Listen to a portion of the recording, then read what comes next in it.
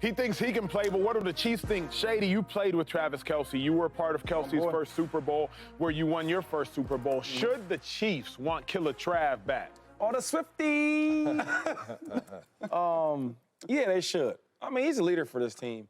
And I think a lot of great players, when they come to this point in their career where they're not as great as they used to be, or and they're getting older, right? Because Father Time gets everybody. Yep. And he's like, you know what? Should I hang it up? And he has a bright future post-career. Yeah. So I think he needs some time to think about it. And another thing is, like, you could tell he's super passionate about, man, like, still playing. But I love how he said, you know, I owe it to my teammates where if I'm going to be in this thing and play, I got to give it my all. I hate players that stick around and they stick around for a check or sticking around just to be a football player. I hate that.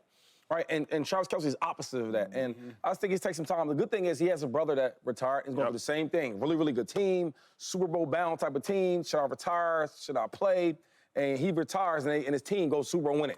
Right, this is just the luck of the draw. But I think with Kelce, man, he's so good of a player. Well, the Chiefs, they won't cut him. Of course not. Now, and the money that they owe him on the contract, they're going to give him that because he deserved it. The Chiefs will not be the same without Travis Kelce, right?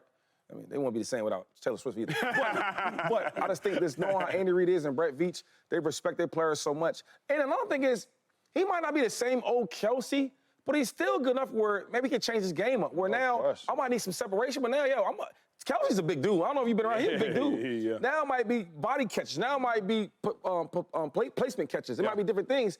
So I think they got to find a way to get him in the offense. But let's just be honest here, man. As long as he wants to wait and take his time, he deserves it. Yes, sir. Right? Easy. Because, I mean, he ain't let him down in the Super Bowl. He did not let him down. It was not his fault that they lost like that. Yeah. It was not his fault they got whooped like that. So I'm going to say this respectfully. Kelce, I love you like a brother for sure, but take your time. If it take you almost to training camp to come back to be 100% for the team, so what? He's that good. He means that much to the franchise. Why not?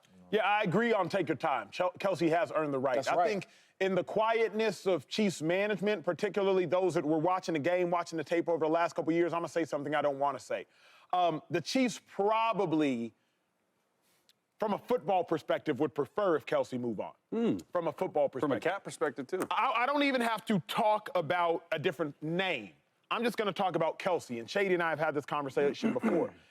Jason Kelce is a first-ballot Hall of Famer. I would suggest maybe the greatest Eagles offensive lineman of the generation. Maybe one of the greatest Eagles offensive linemen ever. The Eagles offensive line was better without Jason Kelce this year than it was with Jason Kelce last year. It should be no surprise. You can't cheat football. Jason Kelce is one of the greatest players I've ever played with and one of the greatest players I've ever had to play against, particularly when I'm on practice squad. But the Eagles offensive line with Cam Jurgens was better. Because Jurgens was younger. Jurgens was bigger. Jurgens was faster. Jurgens was stronger. Because Jurgens was younger. You can't cheat the game of football. What I'm suggesting is not that Travis Kelce is not an all-time great. I think Travis Kelce is the greatest receiving tight end to ever play the game of football. But he's also 35, 36. So is there a world where there is somebody younger, somebody faster, somebody stronger, somebody quicker? It does not at all diminish or disparage what Travis has done. But again, just look at the Eagles this year. Eagles this year rushed for 4.9 yards a carry. Last year, 4.3. Saquon obviously matters. Eagles rushed for 3,048 yards this year. Last year, 2,100. Jason Kelce is an all-time great. But the Eagles got better without Jason Kelce. Travis Kelce is an all-time greatest. But I do believe that the Chiefs could be better without Travis Kelce, only because, like Shady said, you have to respect everything he has done for you. You have to respect everything he's done for you. But there does come a point where you can't cheat football, bro. You just can't cheat it. And at 36 years of age, I think that's where Trav is. Is Trav still better than the 23-year-old, 24-year-old that's ascending into their potential prime? Yeah, I mean, look, great points, but the Chiefs should 100% want Travis Kelce back, not only for his on-the-field stuff. I mean, people are like, oh, he didn't have a great season. He had 97 catches. Oh, that's crazy. Almost 100 catches. Almost 100 catches. And quite honestly, if he gets in a little bit better shape this offseason, I feel like he can have a similar season. You know, Sean Payton, I was with him for 5 years, current Denver Broncos head coach, and he used to tell us all the time, every exit meeting, the NFL is a train, and the train always stays on the tracks. The train never gets off the tracks, okay? And everyone's on this train.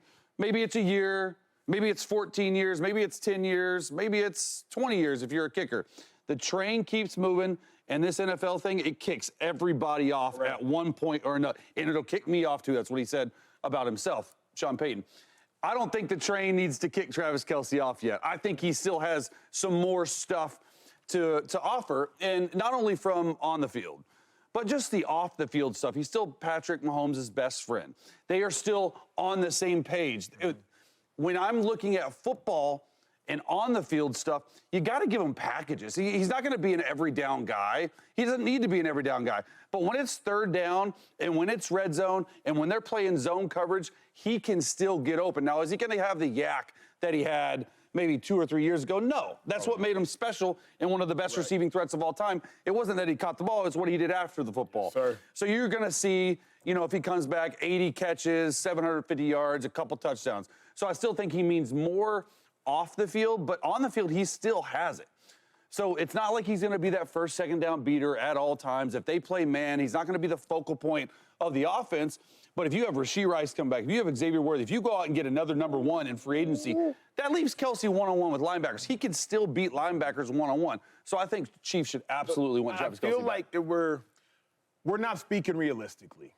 Oh, In the second biggest game of the season against the Buffalo Bills, 2 catches, 19 yards. In the biggest game of the season against the Philadelphia Eagles, 4 catches, 39 yards. How about the game before the Buffalo Bills? The Houston Texans, he got busy on 1 catch on a busted coverage. I showed that play. Hit 117 yards? 116 yards. On a busted more coverage. than one. Did you see his yak? What are you talking? I'm saying he got Can busy. we? Yeah. He got busy on 1 catch. Yeah. That's what I'm trying One to tell catch? you. We showed the play. What do you? I mean, y'all can roll your eyes and we can kick back and we can cross our arms all we want. Yeah, but I showed the play. When we talk about players' stats, we don't just do, Bro. We say, yo, he had 2 catches, or whatever catch he had, the yards he had, the touchdowns. We don't go, we don't do that. No, what I'm suggesting is there was 1 play that had those stats as gross as they looked. Gross, like a large number, not disgusting. I can agree with y'all. I don't know. I mean, I don't know what what all the fuss is. Ultimately, Kelce's not the same player this year as he was last year. I agree. Or 2 years ago. I don't even disagree with the fact that we can put packages in, but is that what Kelce's here for? Is Kelce on the Chiefs team so you can use him for a package or 2? Well, First off, last 2 years you said it declined stats, right? Correct. Where'd they end up? Super Bowl? I mean, is he that bad? No, he's not bad. He's saying, not bad. Is he not worth the have? I mean, he goes to Super Bowl, though. Kelce, hold on really quick, though. And then the Super Bowl, nobody played good for real. Yeah. Keep it real. Nobody really played good. Mahomes passed some stats up, but he played bad. Right? I mean, if Worthy played good, I guess. But hold on, You get really what I'm quick, saying? though, because last year in the playoffs, right? Because we could say whatever we wanted to say about him in the regular season. Turned it on. Yeah. Any tight end would love to have the seasons he had the last 2 years. If these other tight ends almost had 100 catches and 900 yards, we would be praising him. Oh, next year is his all-pro year.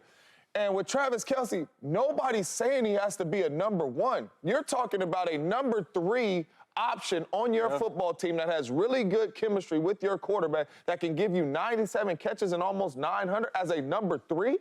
Who's not taking that? And for me, I think it's bigger than on the field, too, because I had a chance to see Charles Woodson walk out of the locker room because they thought that he was making too much money and he was slowing down. But they didn't know what Charles Woodson meant to that locker room. When Charles Woodson left that locker room, a lot of people left that locker room, mentally. And on the football field, we weren't the same team without Charles Woodson in that locker room. What Travis Kelce means to this team in this locker room is second to none. If you bring in another tight end that could run, that could jump, that could catch, would you not want him to learn from Travis Kelce? Would you not want Travis Kelce to say, hey, man, when you're in this situation, hey, Patty thinking this? Hey, when you run this certain route, Patty thinking you're supposed to run this certain route. It's so much he means to this organization and this locker room and this team. And I know he's slowing down, but you're telling me a number 3 option on your football team is going to give you 100 catches and 900 yards almost in his worst, in his bad year? James, give me that all day, every day. We're talking about 1 more year, though, Acho. We're not talking about 5 more years. You're conflating. Travis Kelce was not the number 3 option this year. Travis Kelce, I'm sure he got the most targets of any player. No, I'm saying coming into this year. He's coming back. I'm saying Rashee Rice is going to be your number 1. Yep. You're going to have Xavier Worthy coming on. He's probably going to be your number 2 option. You're going to Andy Reid is going to bring in some more playmakers in the building. I'm saying you're walking into the training camp like, we got Xavier Worthy, we got Rashee Rice, and Travis Kelce will be our number 3 option, possibly number 4 if we go into the draft. How good, again, I'm the lone defender at the desk. And again, Travis Kelce, friend of mine, got his numbers. It's not a disparaging conversation here. How good do y'all still think Trav is? He's 97. He's 97 catches, 823 yards. Catches don't tell the story. What are the targets, James? And you can have a gazillion catches if you have 10 gazillion targets. Catches don't tell the story. 97 catches is a lot for a tight end, though. You got to get a little respect on that. Of course. What I'm saying is, it's How the many same targets thing. you have, Colin? Jameis Winston threw for 5,000 yards in a season. That's different. Yards don't tell the whole story. Catches don't tell the whole story. Rushing yards don't tell the whole story. How many attempts? Y'all? I'm not disparaging. I'm having a common sense conversation. I'm just saying. How about eyeballs? All right. Let's say you're going into the season. You watch Travis Kelce this year, and he does not look great and he's slowing down versus man coverage. Right? We all know that. Slowing down versus man zone coverage. He still is going to dominate in zone coverage. So what I'm saying is, you with your eyeballs watching Travis Kelce this year, is he a great number 3, number 4 option? 1,000%. So what are we talking? That's what he's going to be. That's all I'm saying. So you're telling me that you're giving me 823 yards and 97. Forget the targets. We're talking about you being a 4th option with these numbers. And how much of it goes into like 4th, 3rd option? I agree. And I agree that it's going to be packages, 3rd down, red zone, 1st, 2nd down, whatever. He might have another 90 catches. But at what point, I mean, we've all been on teams. At what point does the emotional leader of that locker room, along with Chris Jones and Patrick Mahomes, how much does that play into it? Should the Chiefs want him back? Absolutely. This dude is an unbelievable teammate. One of my favorite teammates of all time. So even if you are the 3rd and 4th option, and even if you have 60 catches, it's absolutely worth the money from the mental aspect and the emotional aspect to have him on, because that's not talked about enough. What he does in the aura he brings onto the field and how he hypes guys up. Sure, he didn't do it in the Super Bowl. No one did in the Super Bowl. But that is a real thing, and Andy Reid loves that about him. And to your point, in the huddle, because I've been in the huddle with him, right? Pat ain't really yelling like that. He ain't really hyping the dudes up. Pat pipes you up by his play. Travis is the one that's in there talking. Hey, let's go, boys. It's about time to make a play. Hey, pick your game. Like, Pat don't do that, but Travis do. So when you take him out that huddle, I don't know what it looks like. It might look like how it looked when the Eagles was whooping up on him in a solid. Nobody was even talking. You see everybody's eyes. And another thing is, if you saying that he's slowing down, it's pretty darn good. He's like 5th in receiving yards at all the tight ends. I will take that, because you can build around that. I think you're thinking of him as like the main guy and the go-to. He's not that no more. That's over with. 3rd and catches. If you put dudes around, and you got Andy Reid, oh my God, you're going to design plays around him?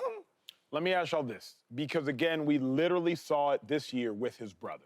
Jason Kelce, I didn't play with Trav, played with Jason. You obviously played with Jason. He's a center. Right. The center is the brains of the operation on offense. Absolutely. IDs, protections, everything. Jason Kelce, not as good as Trav, but you could make an argument. Jason Kelce's the first ballot Hall of Famer. They're both amazing. They're both amazing. Mom and Dad got great genes. They're both amazing. Yes, both they do. heartbeats of the team. Remember, after the Eagles won in 2017, the notable person in the parade was Jason Kelce. I mean, Jason Kelce. Jason Kelce moves on. Eagles get better.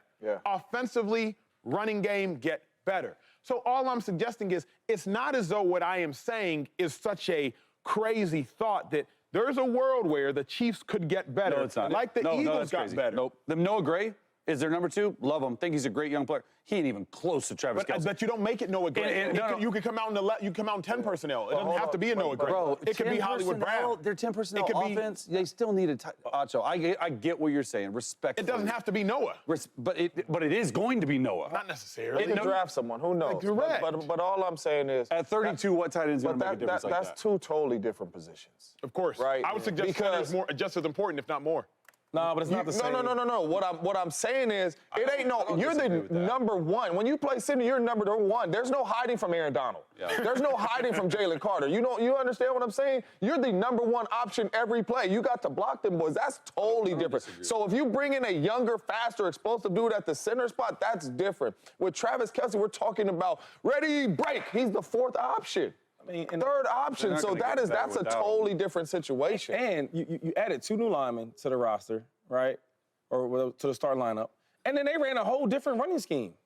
Kelce was phenomenal. Jason, I'm talking about. Of course. But Jerson was way different. right? Instead of all these pulls, we're going to run at you. Different player. But it was more effective. You've communicated that on this show. How much of it more I mean, for but Saquon, though? You talking about Didn't have Saquon last year. one position with a tight end. You brought a great, talented, big dude from the Jets who's a Pro Bowler. Kai Becton, yep. Okay. And then you at Jerks, another Pro Bowler. Like, Yeah. Kelce was great, right? That offensive line was great with Kelce. It was going to be great without him because they're just so good as a group. And then you add in the one dude that's even more talented and athletic and bigger.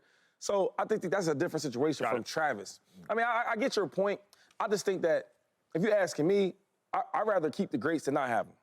You get what I'm saying? I'd rather keep a great player in there than not have him. So Travis Kelce, I want him there. And I know you talking about the numbers and all that. I get all that. But like even his effect, if you read like some of the press clippings and stuff from the defense and all that, they talk about, even though he's not as explosive, he's still somebody you got to watch after. Yeah. And because you don't watch after him, you see what he did to the Texans. 1,000%. And real quick, 97 catches, I know you're saying all the time, but That's a lot. That's a lot. Bro, that's a lot. 100 That's a lot. catches. If you tell a receiver or running back, whatever it is, like, how many, it's like, hold up, dog. You earn that, though. 133. no That's doubt. all I'm saying. Before we go to break, what's the negatives to You're not having going to him? break. I think the only negative to having him is you're hamstrung by having him because he's such a great. You have to respect his greatness. Like everybody said, and I agree with, like Chase said, like Shady said, there is no cutting Travis Kelce. Yeah. There's no trading Travis Kelce. There's no moving on from Travis Kelce. He has to move on from you. But is there a world where you're like, man, if we had a different tight end, we could run different plays because they could block better. Well, man, if we had a different, because of Travis Kelce, now we got to stick to 11 personnel, but I do have Rice, I do have Worthy, I do have Brown. There is a space where maybe I want to play a little bit of 10 personnel like the Green Bay Packers back in y'all's heyday. You're you're stuck because you have, it might be a good stuck, but you're stuck. What's the positives? Endless. I mean, the locker room, he's Kelce. In theory, he is still Mahomes' favorite target on third down. The stadium, the Taylor Swift of it all. I mean, the positives are The real positives talk, are endless. Can I say this though? When a good player or average player gets benched or replaced, right, or waived out the playbook, he might be upset, but he ain't really tripping. Like, you're supposed to play me, right? A great player that's declining, and you kind of give him, like, I don't know, you take some of his reps away, and you give him less packages. In his mind, he's like, I know I'm not playing like I used to play. Because when you play on those crazy plays, you making very these self-aware. you know that though, right? And then when they take it away, you respect the coach because now I'm not benching you or cutting you. I'm just taking your reps down. And as a great player, I know, dog. I know the feeling. And he knows it too, though. You know what I mean? He's never going to take your reps. That's fair. Yeah. Hey, well, speaking of great players whose reps were cut down. What up, YouTube family? Welcome to the facility. Thanks for watching, and you better be sure to hit that subscribe button if you want to get more highlights from the show and all of our exclusive content.